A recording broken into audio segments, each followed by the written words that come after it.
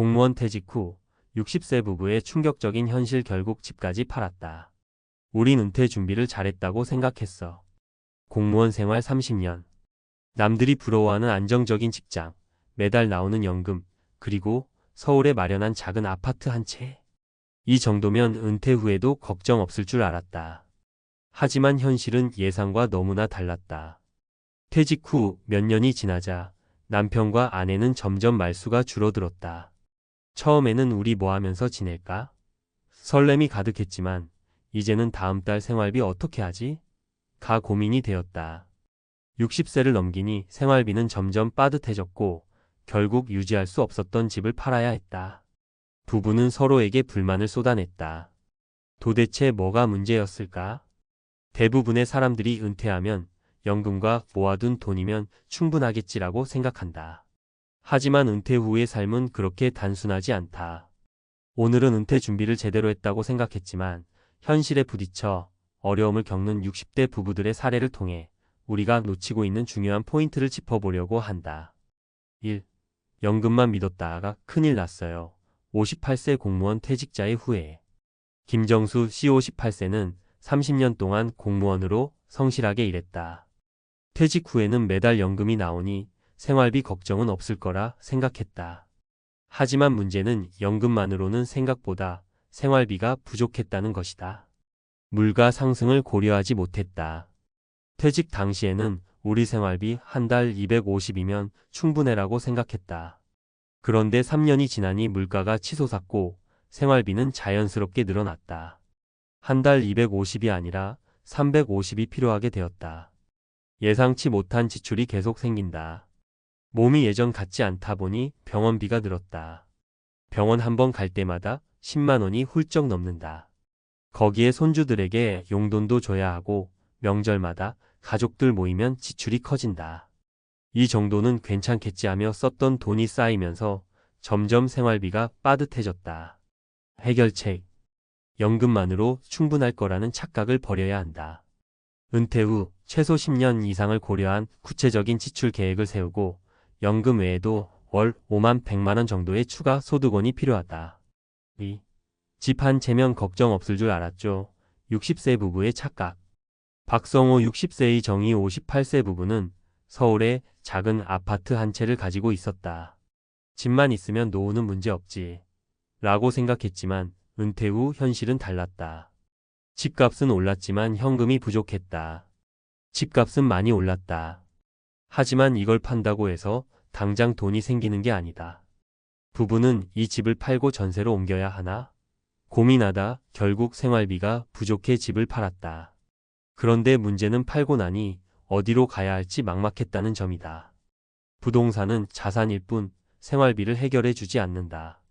집 한 채를 가지고 있다고 해서 노후가 편한 건 아니다. 집을 유지하는 데 드는 관리비, 세금, 유지보수 비용까지 감안하면 오히려 부담이 될 수도 있다. 해결책. 노후에는 집이 자산이 아니라 비용이 될 수도 있다는 걸 명심해야 한다.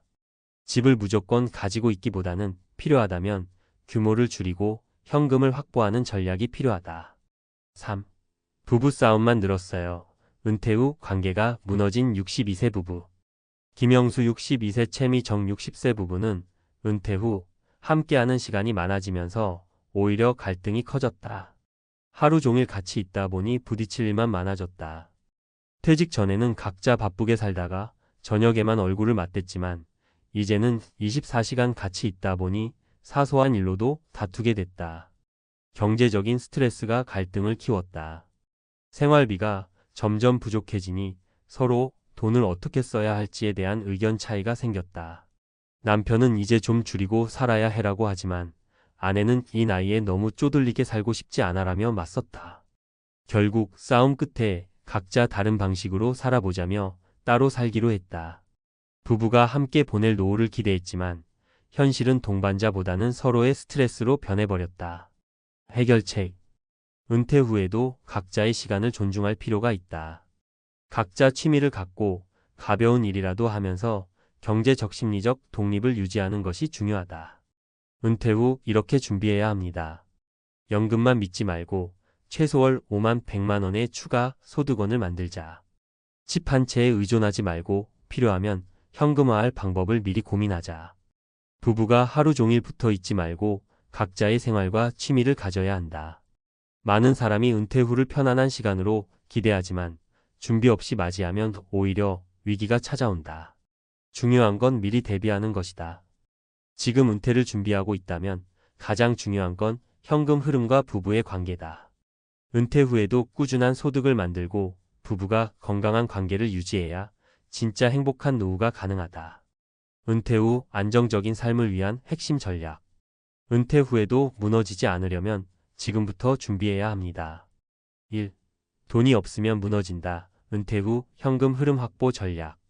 많은 사람들이 은퇴 준비를 하면서 가장 큰 착각을 하는 것이 바로 내가 모아둔 돈이면 충분하겠지라는 생각이야. 하지만 심리학적으로도 인간은 자신의 자산을 과대평가하는 경향이 있다. 계획 오류 플래닝 팰러시. 우리는 항상 너무 낙관적이다. 심리학자 데니얼 카너먼 데니얼 KAHNEMAN과 아모스 트버스키 에이머스 TVRSKY는 인간이 미래를 예측할 때 항상 낙관적으로 평가하는 경향이 있다고 설명했어. 즉 예상보다 돈이 더 빨리 소진될 가능성이 높다는 것이지. 해결책. 은퇴 후에도 꾸준한 소득원이 필요하다. 배당 주임 대소득 연금 최적화하기. 연금을 60세부터 받는 것과 65세부터 받는 것의 차이를 정확히 계산해야 해. 고배당 ETF나 주식 배당금을 활용해 안정적인 현금 흐름을 만들어야 한다. 집을 유지할지 작은 집으로 갈아타서 차익을 생활비로 활용할지 신중하게 고민해야 한다. 반태 라이프로 소득 창출하기. 완전히 일을 그만두는 것이 아니라 은퇴 후에도 소일거리로 월 5만 100만 원 정도의 소득을 만드는 것이 중요해. 유튜브, 블로그, 온라인 강의 등으로 지식 공유하기. 취미를 활용한 재능 기부 및 소규모 창업 목공, 도자기, 요리 강좌 등. 시간제 근무나 컨설팅 퇴직한 직장 경험을 살린 강의나 자문. 이런 소득원들은 단순히 돈을 버는 것이 아니라 삶의 활력을 주고 뇌를 건강하게 유지하는 효과도 있어. 2. 은퇴 후 건강이 곧 돈이다. 과학적으로 증명된 건강유지법. 많은 사람들이 건강을 잃으면 모든 것이 끝난다는 사실을 간과해. 은퇴 후 병원비가 급격히 증가하는 가장 큰 이유는 근육 감소와 면역력 저하 때문이야. 근감소증 SARCOPNIA. 나이 들수록 반드시 근육을 관리해야 한다. 과학적으로 보면 40대 이후부터 매년 1%씩 근육이 감소해. 특히 60대 이후에는 근육이 급격히 줄면서 당뇨, 관절염, 심혈관 질환 위험이 높아져. 해결책. 최소 주 3회 이상 근력 운동을 해야 한다. 하루 10분 스쿼트만 해도 수명 연장 효과. 스쿼트, 런지, 푸시업 같은 기본적인 근력 운동을 꾸준히 하면 근감소증을 예방하고 노년의 낙상 위험을 줄일 수 있어. 특히 하체 근육은 노후 삶의 질과 직결된다고 밝혀졌어. 만성염증 크라닉, 인플러메이션, 노화의 주범을 잡아라. 많은 연구에서 노년기 건강을 망치는 핵심 원인 중 하나가 만성염증이라는 것이 밝혀졌어. 잘못된 식습관이 만성염증을 유발하고 결국 뇌졸 중치매암 같은 질병으로 이어져. 해결책. 항염식단과 지중해식 식단을 실천하라. 올리브 오일, 견과류, 채소, 생선 위주의 식단이 가장 좋은 선택이야. 가공식품과 설탕 섭취를 줄이고 항산화 식품 베리류, 녹차, 강황 등을 적극 활용하자. 운동 식단을 제대로 관리하면 의료비 지출을 줄이고 은퇴 후에도 건강한 삶을 유지할 수 있어. 3. 부부관계. 은퇴 후 가장 중요한 심리적 요소. 수용 전념 치료 ACT, Acceptance and Commitment Therapy. 관계를 유지하는 법. 심리학에서는 있는 그대로 받아들이는 태도 액셉턴스가 부부 관계를 유지하는 핵심이라고 말해. 즉, 상대를 바꾸려고 하기보다 서로의 변화를 인정하고 받아들이는 것이 중요하다는 거지. 해결책. 각자의 시간을 존중하고 함께 할 시간을 따로 정하라. 한 집에 살지만 각자 다른 하루를 살아라. 하루 종일 같이 있는 것이 아니라 각자 취미나 활동을 가지는 것이 필수적이야. 남편은 봉사활동, 아내는 독서 모임처럼 따로 시간을 보내고 저녁에 함께 시간을 보내는 방식이 가장 건강한 관계 유지법이야. 경제적 불안을 줄이면 부부 싸움이 줄어든다. 생활비를 투명하게 공유하고 소비 기준을 미리 합의해야 한다. 고정 지출을 줄이고 월급처럼 나오는 소득원을 확보하면 부부 갈등이 줄어든다. 은퇴 후 부부가 가장 많이 싸우는 이유는 돈 때문이다. 이를 미리 대비하면 갈등을 예방할 수 있어. 결론 은퇴 후 삶을 지키는 3가지 원칙. 연금만 믿지 말고 추가적인 소득원을 만들어라. 근력 운동과 항염 식단으로 건강을 관리하라. 부부 간의 갈등을 줄이기 위해 각자의 삶을 존중하라. 은퇴 후의 삶은 우리가 생각하는 것보다 훨씬 길고 변화도 많아. 지금이라도 제대로 준비하면 불안한 은퇴가 아니라 안정적이고 행복한 노후를 보낼 수 있어. 여러분은 은퇴 후 어떤 준비를 하고 계신가요? 댓글로 여러분의 생각을 남겨주세요. 은퇴 후 누군가는 삶의 황금기를 맞이하지만 다른 누군가는 예상치 못한 비참함에 빠집니다. 왜 이렇게 극명한 차이가 생길까요? 많은 이들이 은퇴 후에는 취미 하나만 있으면 되라는 말을 믿고 시작하지만 이 단순한 생각이 오히려 비극의 씨앗이 될 수 있습니다. 취미는 단순히 시간을 때우는 도구가 아니라 우리의 정서, 재정, 그리고 인간관계까지 영향을 미치는 중요한 요소입니다. 그런데 아무 생각 없이 선택한 취미가 우리 삶을 무너뜨릴 수도 있다는 사실 알고 계셨나요? 그냥 뭐든 재미있어 보이면 해봐도 되지 않나? 라고 생각할 수 있습니다. 하지만 아무 취미나 시작했다가 건강, 돈, 관계를 잃는 사례는 생각보다 흔합니다. 오늘은 잘못된 취미로 인해 은퇴 후 삶이 망가진 3가지 사례를 통해 우리가 무엇을 조심해야 하고 어떤 선택을 해야 하는지 알아보겠습니다. 본론 잘못된 취미가 초래한 3가지 비극적 사례. 사례 1. 경제적 파산을 초래한 과도한 골프 열정. 최 씨 62세는 은퇴 직후 골프를 시작했습니다.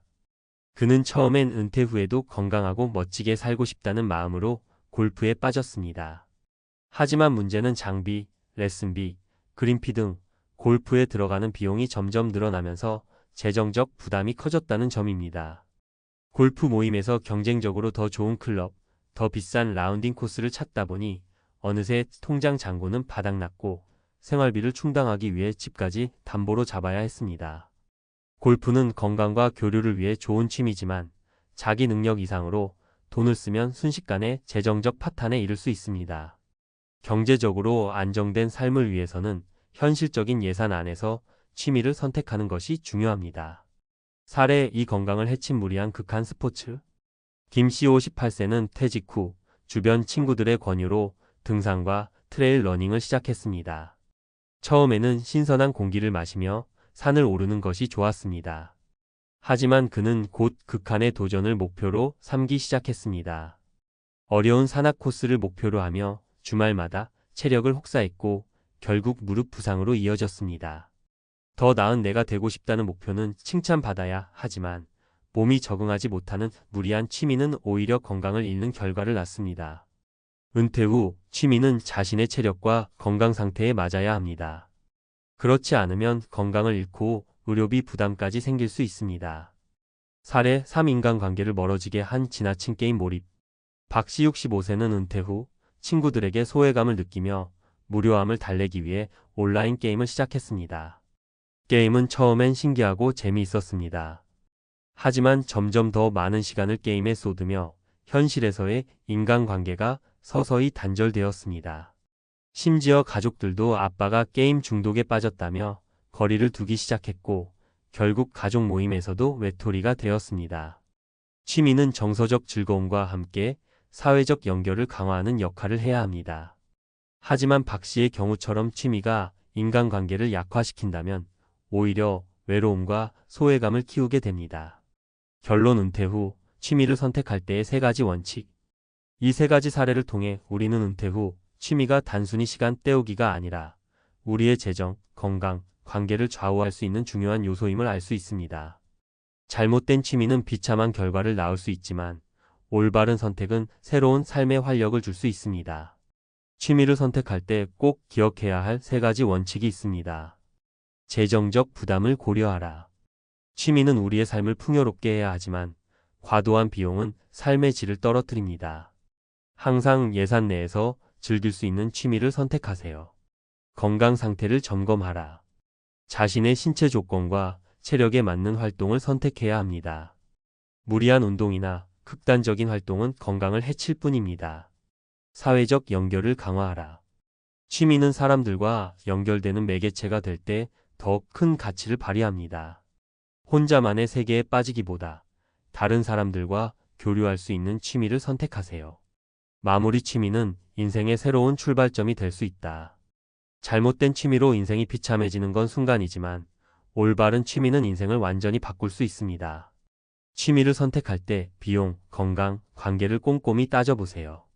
그러면 은퇴 후의 삶이 후회 없는 황금기가 될 것입니다. 지금 당신은 어떤 취미를 선택하고 계신가요? 혹시 무심코 선택한 취미가 당신의 은퇴 후 삶을 비참하게 만들고 있는 건 아닌지 다시 한번 돌아보시길 바랍니다. 은퇴 후 취미 선택 전문가가 말하는 3가지 중요한 체크포인트. 취미 하나쯤 잘못 골라도 괜찮지 않을까? 은퇴를 앞두거나 이미 퇴직한 많은 분들이 이렇게 생각합니다. 하지만 앞서 살펴본 사례에서 알 수 있듯이 잘못된 취미는 재정 파탄, 건강 악화, 인간관계 단절 같은 심각한 문제로 이어질 수 있습니다. 은퇴 후 삶은 이제 더 이상 쉬는 시간이 아닙니다. 오히려 새로운 출발점이자 삶의 황금기를 결정짓는 중요한 시기입니다. 그렇다면 전문가 관점에서 은퇴 후 취미를 어떻게 선택해야 후회 없는 노후를 보낼 수 있을까요? 첫 번째 체크포인트 재정적 부담을 반드시 고려하라. 취미는 즐겁고 여유로운 활동이어야지 돈 먹는 하마가 되어서는 안 됩니다. 앞서 언급했던 골프 사례처럼 취미로 인해 생활비가 부족해지는 상황은 은퇴 후 삶을 비참하게 만들 수 있습니다. 퇴직 후에는 고정 수입이 줄어드는 만큼 재정 관리를 철저히 해야 합니다. 취미를 선택할 때는 다음 질문을 스스로에게 던져보세요. 이 취미를 꾸준히 하기 위해 매달 얼마가 필요할까? 초기 비용과 유지 비용은 얼마나 드는가? 내가 감당할 수 있는 범위 안에 있는가? 예를 들어 산책, 독서, 그림 그리기 같은 활동은 초기 비용이 거의 없고 꾸준히 이어가기 쉽습니다. 반면 골프, 요트, 고급 오디오 수집 같은 취미는 상당한 비용이 들기 때문에 자신의 경제적 상황을 냉정하게 평가한 후 결정해야 합니다. 재정 관리 팁? 취미 비용을 은퇴 준비 예산의 일부로 설정하세요. 은퇴 후 연간 지출 예산을 세우고 취미 활동에 사용할 금액을 미리 정해두면 큰 재정적 실수를 피할 수 있습니다. 두 번째 체크포인트 건강 상태와 체력에 맞는 취미를 선택하라. 은퇴 후에는 신체적 변화가 빠르게 찾아옵니다. 특히 근육량 감소와 관절의 약화는 나이가 들수록 가속화됩니다. 이런 시기에 체력이나 건강 상태를 무시한 채 무리한 운동이나 활동을 시작하면 오히려 몸을 망치는 결과를 초래할 수 있습니다. 앞서 소개했던 등산과 트레일 러닝 사례에서처럼 취미가 건강을 악화시키는 함정이 될 수 있습니다. 은퇴 후 취미를 선택할 때는 다음 기준을 기억하세요. 현재 건강 상태를 점검하라. 정기적으로 건강검진을 받고 관절, 심혈관, 체력 상태를 고려하세요. 체력 증진에 도움되는 취미를 선택하라. 무리하지 않으면서도 꾸준히 신체 활동을 유지할 수 있는 취미가 이상적입니다. 요가, 가벼운 수영, 산책 같은 활동이 대표적입니다. 점진적으로 강도를 높여라. 처음부터 높은 난이도를 추구하기보다는 몸이 적응할 수 있도록 천천히 강도를 높여가세요. 건강 유지 팁? 은퇴 후 취미는 단순한 즐거움뿐만 아니라 신체 건강을 유지하고 강화하는 역할도 해야 합니다. 걷기 모임이나 가벼운 자전거 동호회에 참여하면 건강을 지키면서도 사람들과 교류할 수 있습니다. 세 번째 체크포인트, 사회적 연결을 강화할 수 있는 취미를 선택하라. 취미는 나만의 시간을 즐기는 도구이기도 하지만 동시에 다른 사람들과 연결될 수 있는 기회이기도 합니다. 은퇴 후 외로움과 소외감은 정신 건강에 치명적일 수 있습니다. 따라서 취미를 선택할 때는 다른 사람들과 교류하거나 공동체를 형성할 수 있는 활동을 고려하는 것이 좋습니다. 온라인 게임 사례에서 보았듯이 지나치게 혼자만의 세계에 빠지는 취미는 오히려 사회적 고립을 강화할 수 있습니다. 그렇다면 어떤 취미가 사회적 연결을 강화할 수 있을까요? 공동체 활동, 독서 모임, 요리 교실, 지역 봉사활동 같은 취미는 사람들과의 관계를 넓히는 데 효과적입니다. 팀 스포츠, 테니스, 배드민턴, 낚시 동호회 같은 활동은 자연스럽게 다른 사람들과 협력하고 경쟁할 기회를 제공합니다. 창작 활동, 사진, 공예, 글쓰기 같은 창작 취미는 전시회나 온라인 커뮤니티를 통해 사람들과 소통할 기회를 만들어줍니다. 사회적 연결 팁, 취미를 통해 얻는 가장 큰 가치는 사람들과 나누는 교감입니다. 취미 활동을 통해 새로운 친구를 만들고 기존 인간관계를 더 돈독히 하는데 초점을 맞추세요. 전문가의 조언, 취미도 전략적으로 선택해야 한다. 취미를 선택할 때는 단순히 흥미롭고 재미있어 보인다는 이유만으로 선택해서는 안 됩니다. 취미는 은퇴 후 삶의 방향을 결정짓는 중요한 요소입니다. 재정적 부담, 건강 상태, 사회적 연결성을 종합적으로 고려해야 후회 없는 선택을 할 수 있습니다. 마지막으로 취미를 선택하기 전에 다음 3가지 질문을 스스로에게 던져보세요. 이 취미가 나의 삶에 어떤 가치를 더할 수 있을까? 이 활동을 꾸준히 할 수 있는 여건이 되는가? 취미를 통해 나와 다른 사람들에게 긍정적인 영향을 미칠 수 있는가? 은퇴 후의 취미는 단순히 시간을 때우는 활동이 아니라 새로운 삶의 동력을 만들어가는 중요한 도구입니다. 여러분의 선택이 삶을 더욱 풍요롭게 만들어줄 수 있기를 바랍니다. 지금부터라도 현명한 선택을 통해 은퇴 후 황금기를 만들어 보세요. 55세 직장인 배당주로 은퇴 준비. 퇴사 후 월급보다 더 받는 충격적 비결. 안녕하세요. 혹시 요즘 들어 내가 퇴직한 이후에도 잘 먹고 잘 살 수 있을까? 하고 고민해 본 적 있으신가요? 사실 우리 주변에 이런 고민을 하는 분들이 굉장히 많아요. 젊을 땐 설마 그럴까? 싶다가도 어느 순간 내 나이를 돌아보면 살짝 식은땀이 흐를 때가 있잖아요. 저 역시 마찬가지였어요. 정년이 코앞으로 다가오기 시작하니 내가 이 회사 그만두고 나면 어떻게 하지? 라는 막연한 두려움이 스멀스멀 올라왔거든요. 오늘은 실제로 제가 만난 55세 직장인의 사례를 중심으로 배당주 투자로 은퇴를 준비해서 퇴사 후 월급보다 더 받는 비결에 대해서 이야기를 해보려고 해요. 처음 들으면 에이 그게 그렇게 쉬울 리가 있나? 싶겠지만 의외로 크게 복잡하지도 않고 누구나 관심만 있다면 따라 해볼 수 있는 방법이랍니다. 물론 투자는 어디까지나 본인의 책임과 판단이 중요하지만 그래도 내가 은퇴한 뒤에도 안정적인 소득이 생길 수 있구나라는 희망이 생긴다는 점에서 저는 이 이야기를 꼭 전해드리고 싶어요. 1. 은퇴 그리고 배당주로 이어진 계기. 첫 번째로 알아두셔야 할 건 많은 분들이 직장 생활하면서도 앞으로 퇴직 후에 뭘 해서 먹고 살까? 라는 고민을 무의식적으로 한다는 거예요. 특히 50대가 되면 이 문제가 더 깊어집니다. 이미 회사에서 나가야 할 날은 정해져 있고 내 몸도 예전 같지 않고 자녀 교육비나 주택 관련 대출이 남아있을 수도 있고 생계 비용도 점점 늘어나는데 막상 퇴직 후엔 매달 월급이 끊기니까요. 여기서 배당주 투자라는 키워드가 떠오르는 이유는 뭘까요? 주식을 잘 모르는 분들도 배당금이라는 단어는 한 번쯤 들어보셨을 거예요.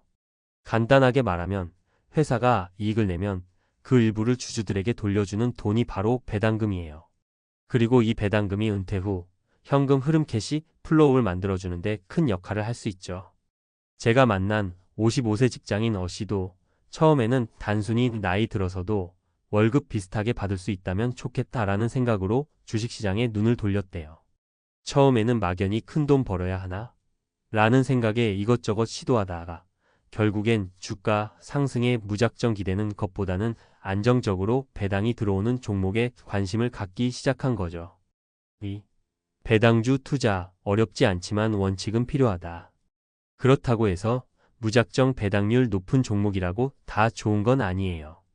배당주는 기업이 어느 정도 안정적으로 성장하면서 주주에게 꾸준히 이익을 돌려줄 수 있어야 해요.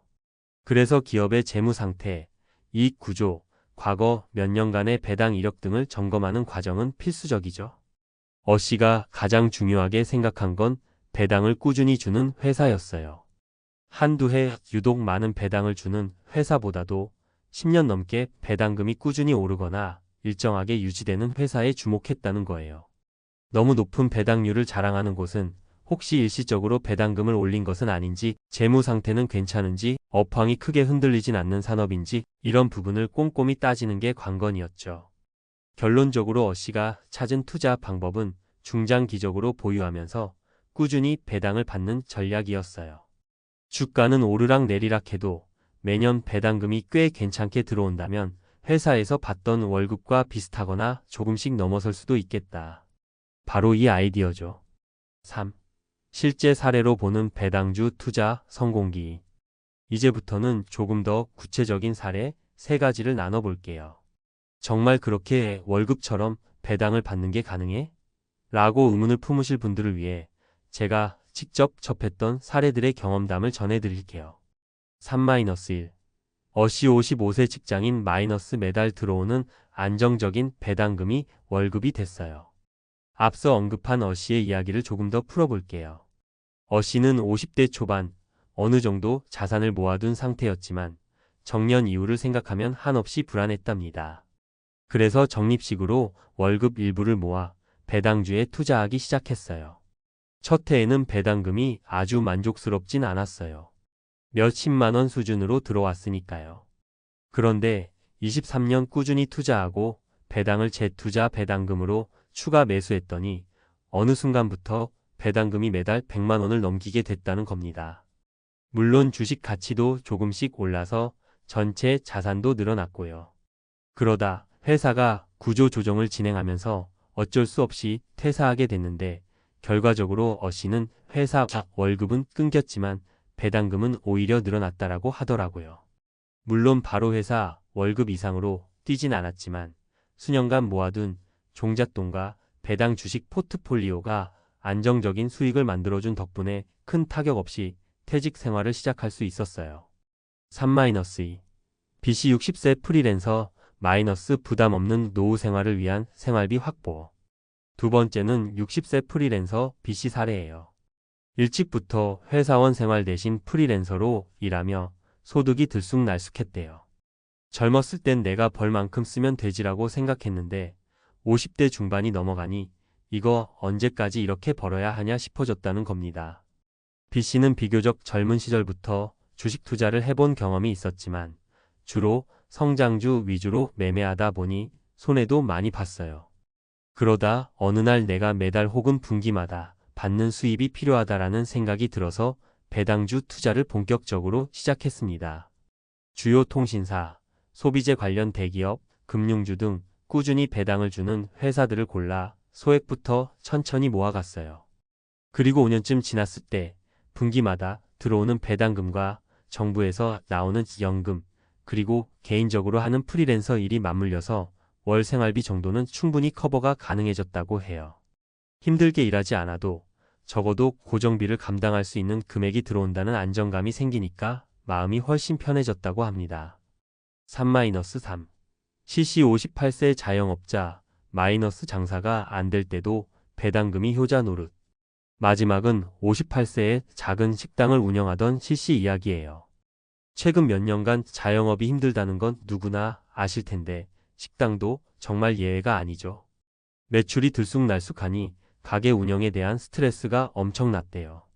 매달 가게 임대료, 직원급여, 식자재 비용을 내고 나면 정작 본인은 가져가는 게 별로 없더라는 거죠. 그래서 CC는 이대로는 안 되겠다 싶어 조금이라도 안정적인 소득원을 만들어야 한다고 결심했어요. 가게를 운영하면서 남는 돈이 있으면 혹은 가게를 접는다면 모아둔 목돈을 어떻게 굴릴까 고민하다가 역시나 배당주 쪽으로 눈길이 갔습니다.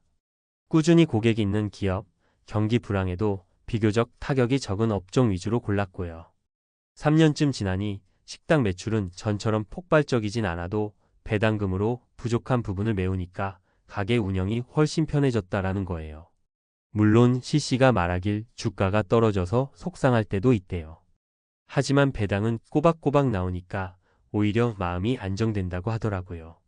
그래서 식당에 손님이 조금 적어도 큰 걱정을 하지 않고 운영에만 집중할 수 있었다는 거죠. 4. 배당주 투자의 핵심 포인트.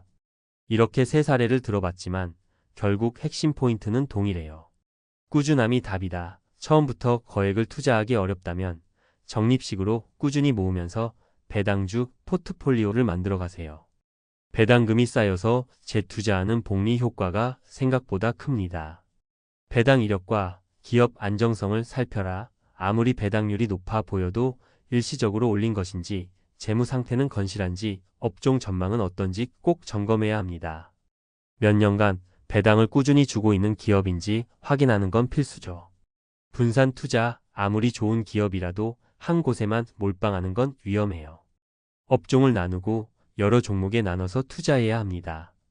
그래야 한두 종목이 흔들려도 전체 포트폴리오의 균형이 유지돼요. 길게 바라보자 주가는 오르락 내리락 해요. 매일매일 가격에 일희일비하기보다는 내가 받는 배당금이 꾸준한가에 더 초점을 맞추면 오히려 마음이 편해집니다. 투자 후에도 꾸준히 모니터링. 일단 사두었다고 끝이 아니라 기업 실적이 크게 나빠지거나 업종 전망이 뒤바뀌진 않는지 간간히 체크해주는 것이 좋아요. 배당 감소가 예고되거나 경영 상태가 악화된다면 포트폴리오를 재정비할 필요가 있겠죠. 5. 배당주의 장점과 주의사항. 배당주의 가장 큰 매력은 은퇴 후의 안정적인 현금 흐름입니다. 주가 변동성이 커도 좋은 기업이라면 비교적 꾸준히 배당금을 줄 가능성이 높아요. 게다가 연금처럼 매달 혹은 분기마다 들어오는 돈은 심리적인 안정감까지 줍니다. 하지만 놓쳐선 안 될 점도 있어요. 배당이 영원히 보장되는 건 아니라 회사가 어려워지면 배당을 줄이거나 없앨 수도 있어요. 배당주라 해도 주가가 떨어질 수 있다. 배당금만 보고 투자했는데 주가 하락폭이 너무 커서 원금 손실이 날 수도 있습니다. 분산 투자가 필수적 특정 업종이 어려워지면 거기에 몰빵한 사람들은 리스크가 커질 수밖에 없어요. 6. 은퇴 후 삶의 변화를 위한 선택. 결국 은퇴 준비에 있어 중요한 건 내가 어떤 식으로 안정적인 소득원을 만들 수 있을까를 미리 고민하고 실행하는 거예요. 50대에 접어들면 지금까지 살아온 방식이 익숙해서 바꾸기 쉽지 않고 또 실질적인 은퇴 시점이 그리 멀지도 않잖아요. 그런데 바로 그 시기에 배당주 투자를 꾸준히 하고 배당금이 월급처럼 들어온다면 미래가 한결 든든해지는 거죠. 어씨, B씨, C씨 사례를 보면 각각 회사원, 프리랜서자, 영업자라는 다른 직업과 배경을 갖고 있지만 결론적으로 배당주 투자를 통해 안정적인 현금 흐름을 만들었다는 공통점을 갖고 있어요. 그들이 말하는 성공 요인은 결국 하나, 장기적인 관점에서 꾸준히 투자하고 배당을 재투자하고 위험 관리 분산 투자까지 철저히 했기 때문입니다. 7.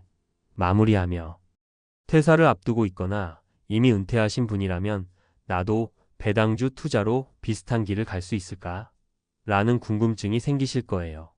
물론 모든 투자에는 공부와 연구가 필요합니다. 처음엔 어렵게 느껴질 수도 있지만 요즘엔 다양한 증권사 리포트나 인터넷 커뮤니티를 통해 종목 분석 정보를 손쉽게 얻을 수 있죠.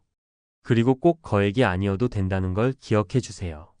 적립식으로 작게 시작해서 이익이 쌓이면 재투자하고 꾸준히 종목을 모니터링하면서 포트폴리오를 키워가는 거예요. 배당 수익이 월 생활비 절반 정도만 커버해줘도 얼마나 든든한지 몰라요. 실제로 많은 분들이 은퇴 후 삶이 훨씬 안정됐다라고 입을 모으니까요. 마지막으로 절대 잊으면 안 되는 건 투자는 본인 책임이라는 점입니다. 요즘 배당주가 대세다 해서 무작정 뛰어드는 건 위험할 수 있어요.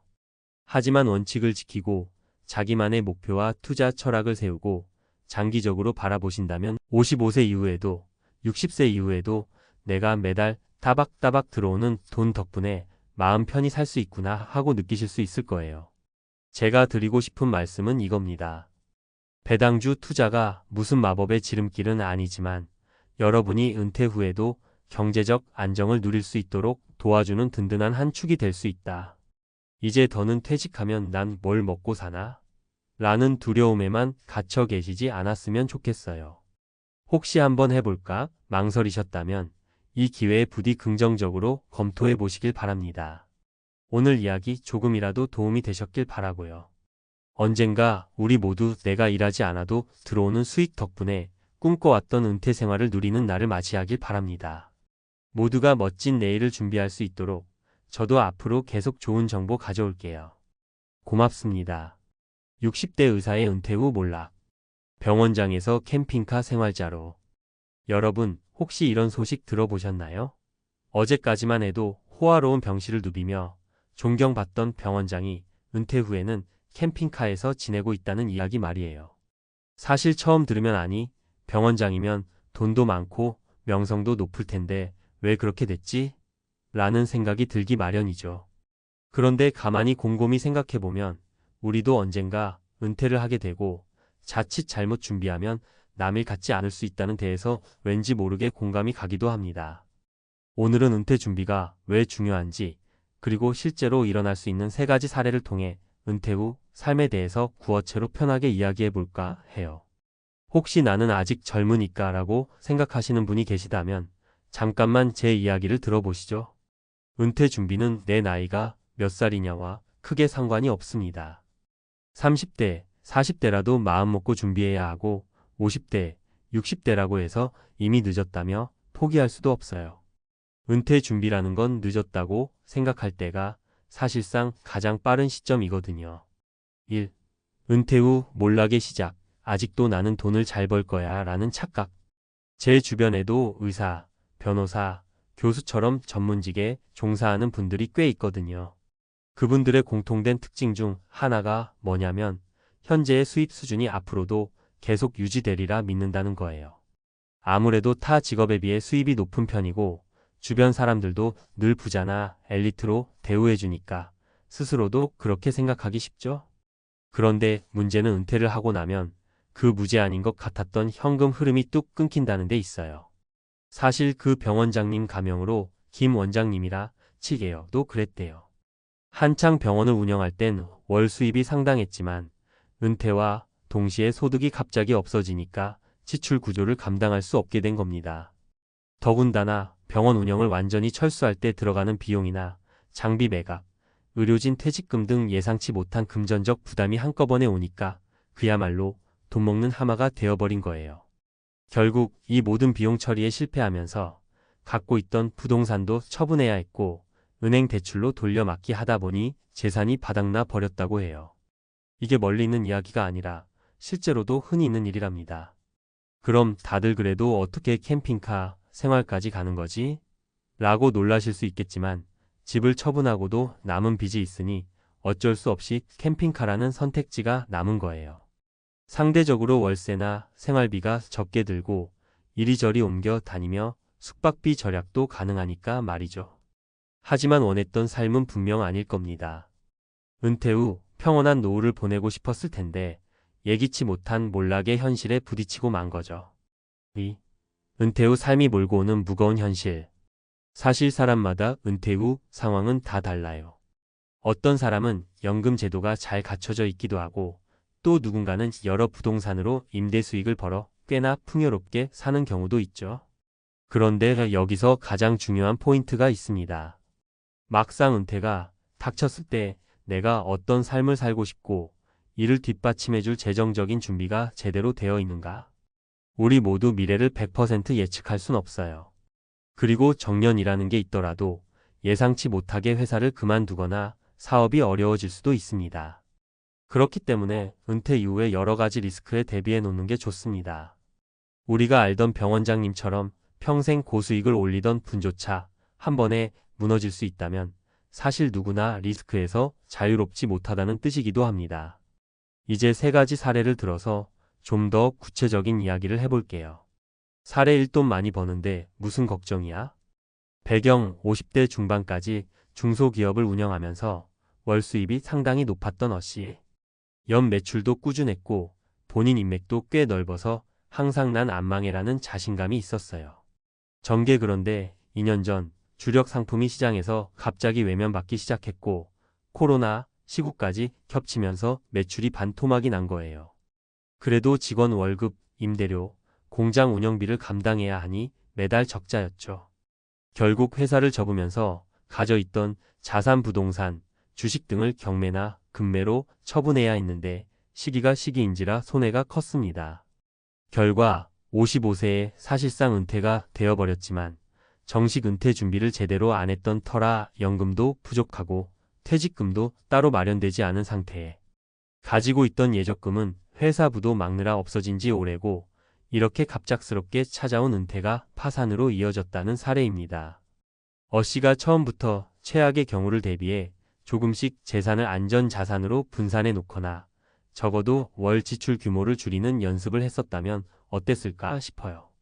돈 많이 버니 걱정 없어 라고 생각하고 마음 놓고 살다가 갑작스러운 퇴직과 함께 수입이 0이 되니 당장 생활이 버거워졌죠. 사례 이 집은 있으니까 살 수 있지 않을까? 배경 60세 전후로 교직에서 정년 퇴직한 B씨. 세후 연금이 한 달에 200만 원 정도 들어오고 지방에 20평대 아파트 한 채가 있어서 최소한 팝 굶진 않겠지라고 생각했다고 해요. 전개 막상 은퇴하고 보니 시간도 남아돌고 아들 며느리 손주와 더 자주 만나고 싶어졌어요. 명절에도 선물하고 싶고 손주 용돈도 챙겨주고 또 나름 동호회 활동도 하고 여행도 다니고 싶어졌죠. 그런데 문제는 이런 사소한 지출이 매달 몇십만 원씩 훌쩍 더 필요한 거예요. 연금 200만 원만으로는 아파트 관리비와 공과금, 생활비를 해결하기 빠듯하니까 그 이외의 여가문화 생활 비용이 전혀 안 되는 겁니다.